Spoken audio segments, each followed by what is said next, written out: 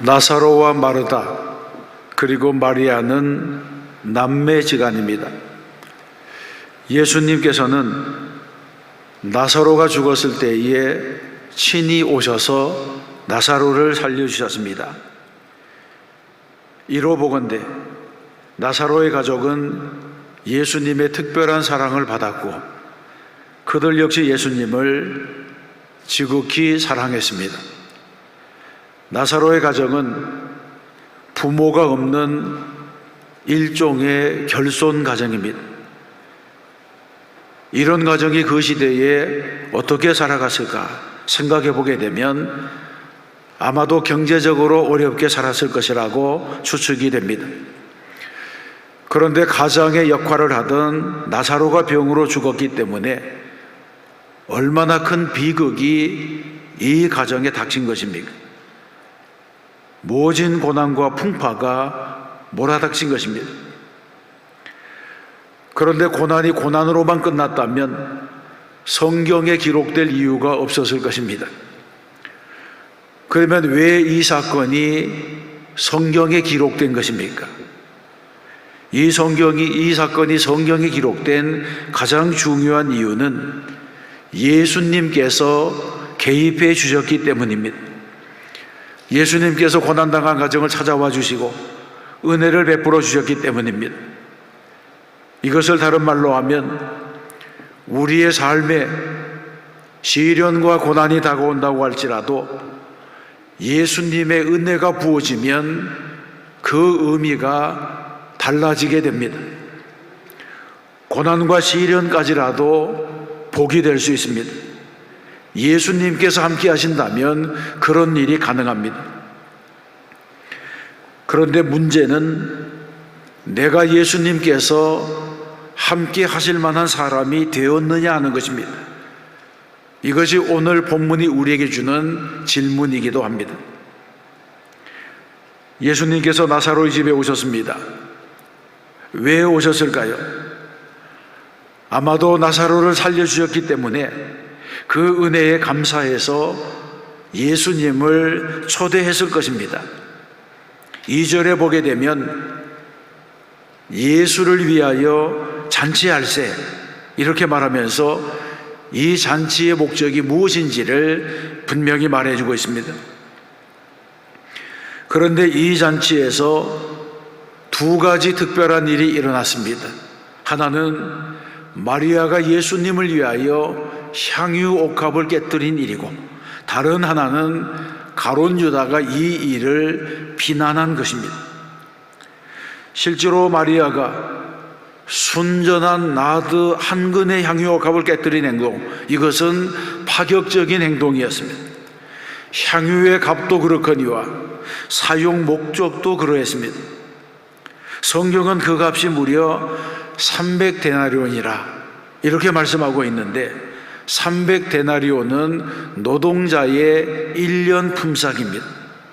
그 비싼 향유를 조금씩 찍어서 사용한 것이 아니라 예수님의 발에 모두 부어버렸습니다.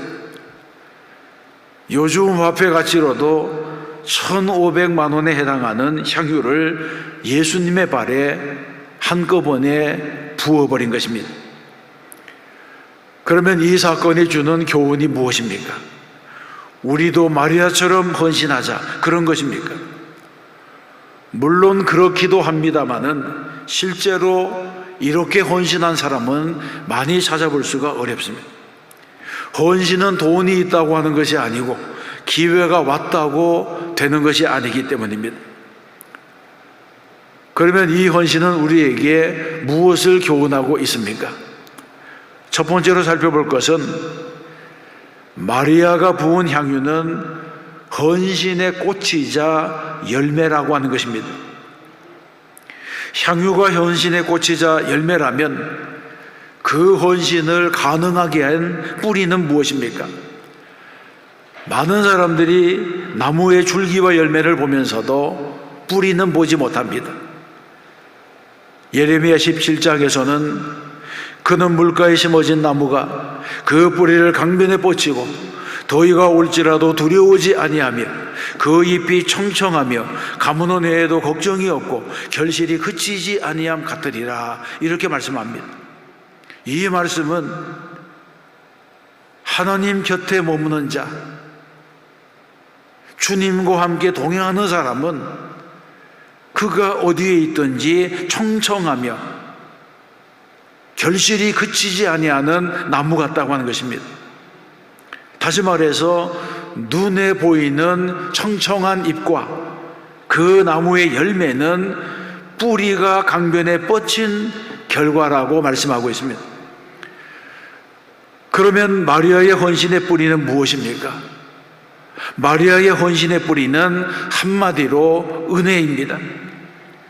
마리아는 평소 베나니에 다녀오시던 예수님께 많은 말씀을 들었습니다. 누가복음 10장에도 보면 예수님이 오셨을 때에 마르다는 일을 하고 마리아는 말씀을 들었습니다. 그래서 누가복음 10장 39절 이하에 보게 되면 그에게 마리아라 하는 동생이 있어 주의 발치에 앉아 그의 말씀을 듣더니 마르다는 준비하는 일이 많아 마음이 분주했다고 했습니다. 그래서 마르다가 예수님께 주여 내 동생이 나 혼자 일하게 두는 것을 생각하지 아니하시나이까 그에게 명하사 나를 도와주라 하소서, 이런 요청을 하게 됩니다. 그러자 예수님께서 뭐라고 대답하셨습니까? 마리아는 이 좋은 편을 택하였으니 빼앗기지 아니하리라고 했습니다. 좀 불공평한 것 같지만 마리아가 예수님의 발치에 앉아 말씀 듣는 일을 말리지 않았습니다. 예수님께서는 말씀을 듣는 일을 좋은 편이라고 하셨습니다. 일하는 것이 나쁘다고 하는 것이 아닙니다. 다만 예수님 앞에서 더 좋은 일은 말씀을 듣는 일이라고 하는 것입니다. 그래서 마리아는 더 좋은 편을 선택하여 말씀의 은혜를 받았다는 것입니다. 이 말씀의 은혜가 마리아로 하여금 300데나리온의 향유까지 아끼지 않는 헌신의 사람으로 만들었습니다. 그러므로 신앙생활에서는 은혜가 먼저이고 그 다음에 헌신이 뒤따릅니다. 하나님을 섬기는 일, 교회를 위해서 봉사하는 일도 마찬가지입니다. 은혜를 맛본 사람이 섬기는 것과 은혜를 모르는 사람이 섬기는 것은 다릅니다.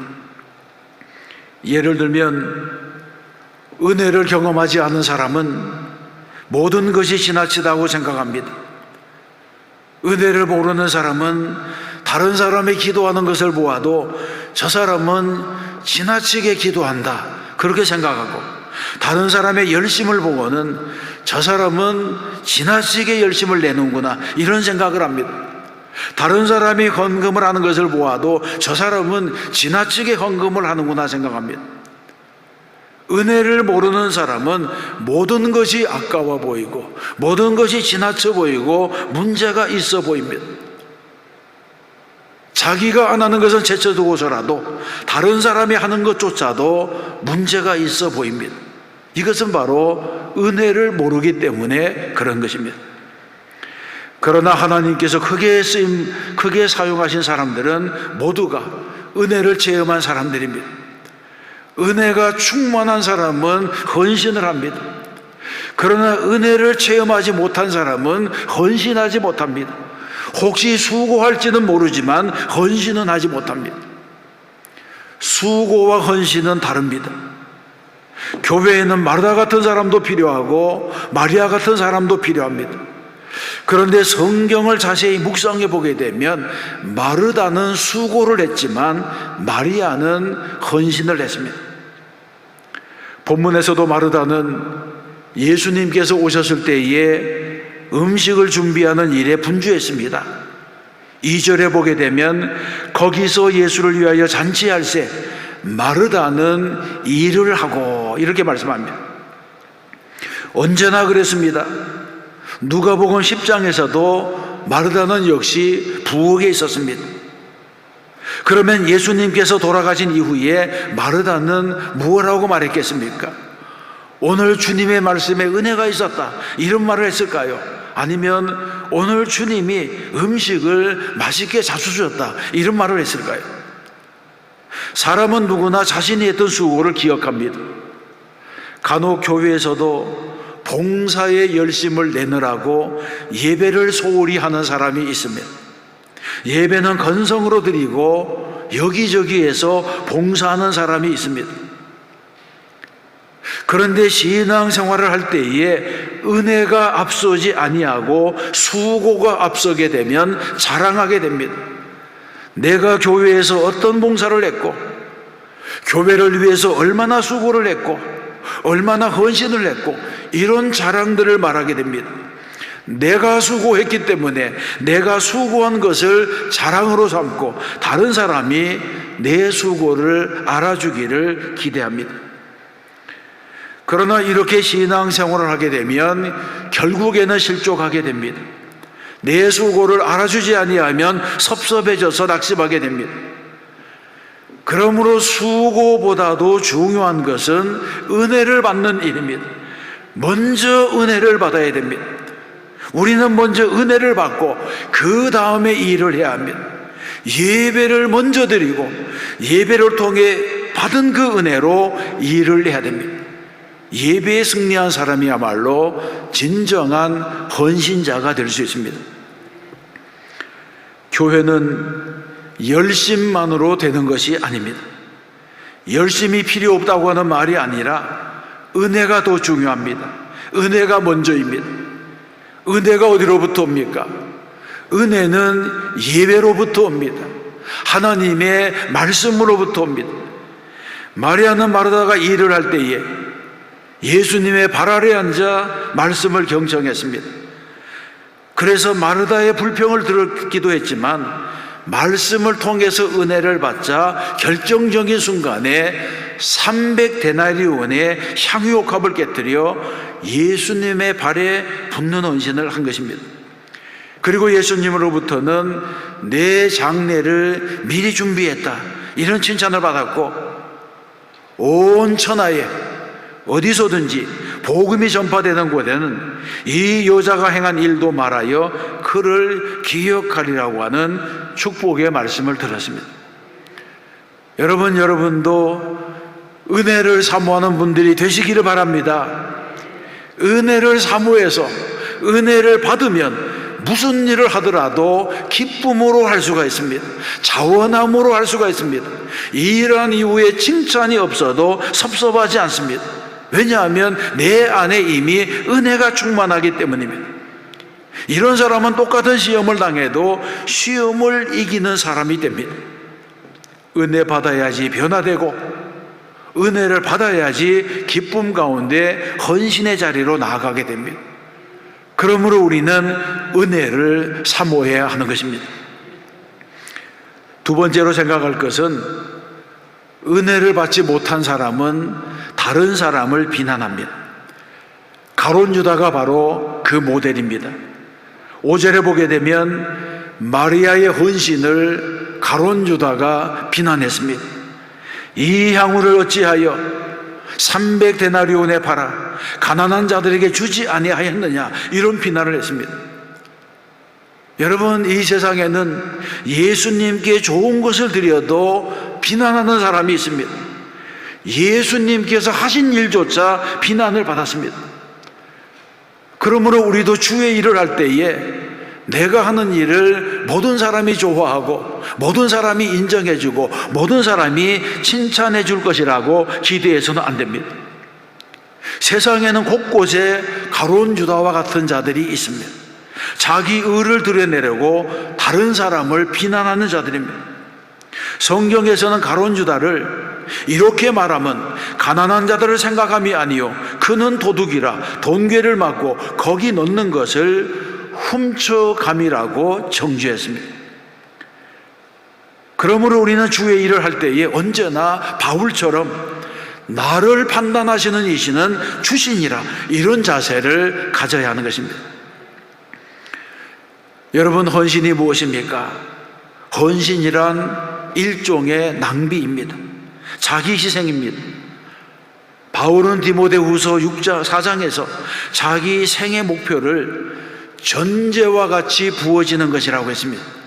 전제와 같이 부어진다고 하는 것은 예수님을 위하여 피 한 방울도 남김없이 쏟아붓고 싶다고 하는 소원입니다. 그런데 인간은 본능적으로 무엇인가를 땅에 쏟아부으면 아깝다는 생각을 합니다. 여러분도 참기름 한 병을 사서 땅에 쏟아보세요. 보는 사람들마다 아깝다는 생각으로 바라볼 것입니다. 그러나 예배는 본래 드리는 것입니다. 나를 드리는 것입니다. 전제와 같이 부음이 되었다고 하는 것은 주님을 위하여 나의 몸을 통째로 드린다고 하는 것을 의미합니다. 로마서 12장에서 그것을 말씀합니다. 너희 몸을 하나님이 기뻐하시는 거룩한 산 제물로 드리라고 말씀했습니다. 예배라고 하는 것은 하나님 앞에 제물이 되어서 부어지는 것입니다. 내 존재 자체를 드리는 것이기 때문에 다른 것은 아까울 것이 없습니다. 마리아는 은혜를 받았기 때문에 거룩한 낭비를 선택한 것입니다. 본래 진정한 사랑은 값을 묻지 않습니다. 사랑하는 마음이 있으면 무엇을 주어도 아깝지 않습니다. 마리아와 가룟 유다의 차이는 바로 사랑입니다. 예수님을 사랑하는 마음이 달랐습니다. 아이들을 다 키워놓고 집안에 홀로 남은 여성들이 겪는 빈둥지 증후군이라고 하는 것이 있습니다. 연애할 때는 눈에 콩깍지가 씌워져서 정신이 없었고, 결혼을 해서 아이를 낳고 키울 때에는 너무 바빠서 정신이 없었는데, 이제 아이들이 중고등학교에 들어가서 좀 한가해지고 남편은 사회에서 기반을 잡고 성공하고 나니 가정에 남아있는 주부가 자신을 돌아보면서 자기만 집안에 혼자 덩그러니 남아있는 것 같은 외로움이 있습니다. 가족을 위해서 모든 것을 희생했는데 정작 자신에게는 남은 것이 없는 것 같습니다. 그러면서 문득 나이 들고 초라해진 자신을 돌아보며 나만 손해보았다, 이런 생각이 듭니다. 이때 어떤 주부는 잃어버린 자아를 되찾겠다고 세상으로 나가서 다양한 사회활동에 참여하다가 잘못되기도 합니다. 그러나 진정한 사랑은 희생입니다. 헌신입니다. 사랑을 통한 자기 소멸입니다. 뒤늦게 정신이 들어서 내 인생 내가 찾겠다고 하는 것은 정신이 든 것이 아니라 사랑이 식었다고 하는 증거입니다. 오히려 자신을 희생하면서 헌신하면서 그 사실조차 인식하지 못하고 살았던 그때가 바로 사랑하고 희생하는 것을 기쁨으로 알고 살았던 정상적인 시기입니다. 신앙생활도 마찬가지입니다. 열심히 헌신하고 열심히 봉사하고 헌금하고 자기를 소멸시키면서도 그 사실을 의식하지 못하고 살다가 어느 날 문득 너무 지나쳤던 것 아닌가? 왜 나만 이렇게 해야 되는가? 이런 마음이 들면 이것은 정신을 차린 것이 아니라 은혜가 떠나갔기 때문입니다. 우리는 이 사실을 알아야 됩니다. 그러므로 신앙생활에는 은혜가 있어야 합니다. 예수님께 무언가를 받은 것이 있는 사람은 겸손해집니다. 또 이웃으로부터, 교회로부터 사랑을 받았다는 사실을 아는 사람은 늘 감사하는 마음으로 살고 다른 사람을 위해서 나도 무언가를 할 수 있을까 생각하며 살아갑니다. 그러나 교만한 사람은 그 반대입니다. 교만한 사람은 받은 것을 생각하지 아니하고 남에게 준 것을 생각하고 자기의 의로움만을 생각하고 내가 한 수고만을 생각하기 때문에 언제나 불편한 마음으로 살아갑니다. 세상을 빚진 자의 심정으로 살아가야 하는데 채권자의 심정으로 살아가기 때문에 늘 피곤하게 살아갑니다. 무언가 내가 받을 대우를 받지 못하고 손해보고 산다는 생각을 합니다. 이런 사람은 예수를 믿어도 예수님과는 상관이 없는 삶을 살게 됩니다. 가룟 유다와 마리아의 차이점이 무엇입니까? 가장 큰 차이는 우선순위입니다. 우선순위가 달랐습니다. 가룟 유다의 우선순위는 돈이었고 마리아의 우선순위는 예수님입니다. 가룟 유다는 예수님조차도 돈으로 보았습니다. 그래서 마리아는 예수님께 300데나리온의 향유 옥합을 바쳤지만 가룟 유다는 예수님을 은 30개에 팔았습니다. 사람이 세상을 살아가는데 돈이 필요하지만 돈으로 머릿속이 꽉 차 있으면 모든 것이 돈으로 보입니다. 만사를 돈으로 생각하는 사람은 사람을 만나도 저 사람이 입은 옷이 얼마짜리인가, 살고 있는 집이 얼마짜리인가, 그런 생각을 합니다. 무슨 일을 하더라도 돈, 모든 것을 돈으로 계산합니다. 돈이 아까워서 좋은 일도 하지 못하고 큰 일도 하지 못하고 살아가는 것입니다. 예수님은 가룟 유다의 우선순위가 잘못되었음을 8절에서 말씀합니다. 가난한 자들은 항상 너희와 함께 있거니와 나는 항상 있지 아니하리라. 아멘. 예수님을 향한 사랑은 구제보다 앞선다는 것입니다. 하나님께 드리는 것은 손해가 아니고 주님을 위해서, 교회를 위해서 사용하는 것은 낭비가 아닙니다. 교회는 영업이익을 내려고 있는 곳이 아닙니다. 오늘 드린 헌금을 그 주간에 다 지출한다고 해서 잘못된 것이 아닙니다.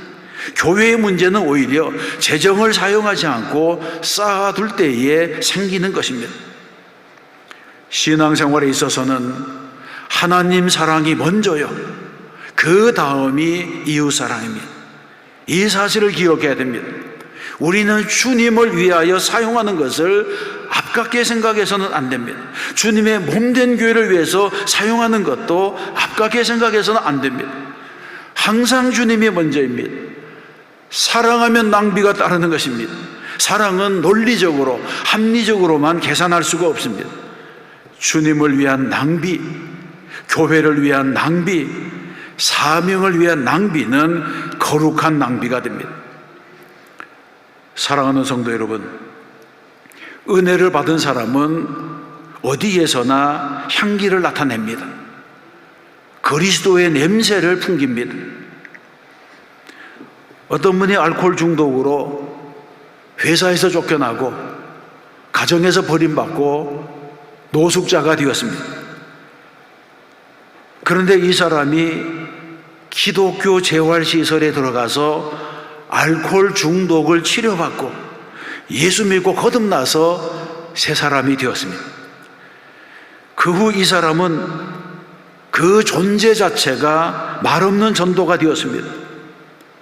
그 사람의 과거를 아는 사람들은 그가 예수 믿고 변화된 것을 보고 다 은혜를 받았습니다. 이 사람은 살아있는 전도의 증거물이 된 것입니다. 9절에도 보게 되면 유대인의 큰 무리가 예수께서 여기 계신 줄 알고 오니 이는 예수만 보기 위함이 아니요 죽은 자 가운데서 살리신 나사로도 보려 함이라, 이렇게 말씀합니다. 예수님을 사랑하고 예수님께 사랑받은 나사로는 다시 살아난 이후에 생생한 전도의 증거대가 되고 모델이 된 것입니다. 영화 배우이며 탤런트인 차태현 씨 부모님의 간증이 있습니다. 부모님 두 분은 모두가 신실한 그리스도인이고 KBS에서 평생 일을 한 방송인이었습니다. 어느 날 아버지 차재환 씨가 회사 화장실에 걸려있는 지저분한 수건 2개를 보게 되었습니다. 사흘이 지나도 똑같이 그 수건이 제자리에 있었습니다. 너무 더러워서 아무도 그 수건을 쓰지 않는 것입니다. 문득 차재환 씨가 이 수건을 내가 집에 가서 세탁해 와야 되겠다, 그런 생각을 하고 퇴근 후에 수건을 집에 가서 깨끗이 빨아서 말려서 아침 일찍 출근해서 화장실에 그 수건을 가져다 놓았습니다. 그런데 깨끗하게 세탁을 해 놓았지만 그래도 아무도 사용하는 사람이 없었습니다. 세탁을 했다고 광고할 수도 없고, 그래서 묘책을 내어서 요일마다 수건의 색깔을 다르게 했습니다. 월요일에는 파란 색깔, 화요일에는 빨간 색깔, 이런 식으로 7가지 색깔을 선택해서 14장의 수건을 매일매일 갈아두었습니다. 그리고 그 일을 퇴직하는 날까지 5년 동안이나 계속했습니다. 처음에는 누가 이런 일을 하는지 모르고 사용하던 사람들이 어느 순간인가 음향감독 차재환 씨가 하는 일이라고 하는 것을 알게 되었습니다. 나중에 아들 차태현 씨가 연기자로 성공을 하자 모든 사람들이 이구동성으로 저런 아버지가 있으니 차태현 씨가 잘 되는 거야, 그런 말을 하더라는 것입니다. 남모르게 이웃을 위해서 희생하고 헌신을 해도 사람들에게 칭찬을 받습니다. 하물며 주님을 위한 헌신은 말해서 뭘 하겠습니까? 주님께 헌신할 수 있는 기회를 붙잡는 성도가 되어야 할 줄로 믿습니다. 어제는 지나간 과거이고 내일은 아직 오지 않았고 오늘이 나에게 주어진 날이고 나에게 주어진 시간입니다. 은혜를 받을 그런 기회가 오면 거절하지 말아야 됩니다. 고린도후서 6장에서 말씀합니다. 보라, 지금은 은혜 받을 만한 때요, 보라, 지금은 구원의 날이로다 했습니다. 은혜 받는 것, 구원받는 일도 다 때가 있는 것입니다. 마리아가 향유를 부었을 때에 그 향기가 주변으로 퍼져나갔던 것처럼 우리가 주님을 위해서 충성하고 헌신하게 되면 그 향기가 내 주변으로부터 땅끝까지 퍼져나가게 될 것입니다. 그러기 위해서는 내가 먼저 은혜를 받아야 됩니다. 내가 은혜를 받아야지 진정한 헌신도 하고 충성도 하는 것입니다.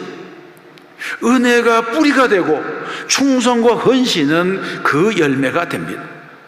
그러므로 우리는 날마다 은혜를 사모하며 살아야 할 줄로 믿습니다.